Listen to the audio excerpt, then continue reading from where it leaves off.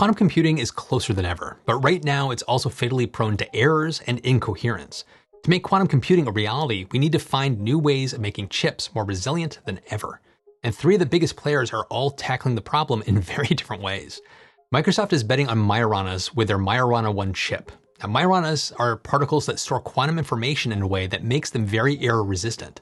Unfortunately, this also makes it quite difficult to decode that information later. Microsoft has developed a new type of quantum processor that incorporates topoconductors. These are so good at decoding Majoranas that they can even detect the difference between 1 billion and 1 billion and 1 electrons in the superconducting wire a computer uses to read the qubits.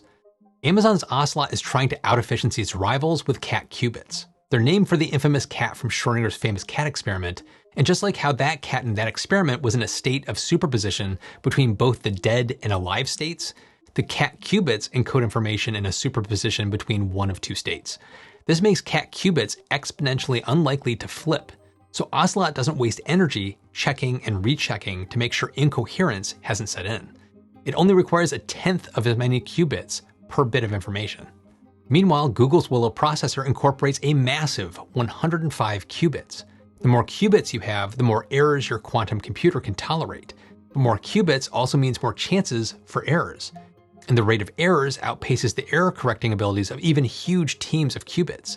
Well, Willow incorporates special error correcting qubits, allegedly allowing Willow to be the first quantum processor to demonstrate an exponential reduction in error rates as the number of qubits ramps up.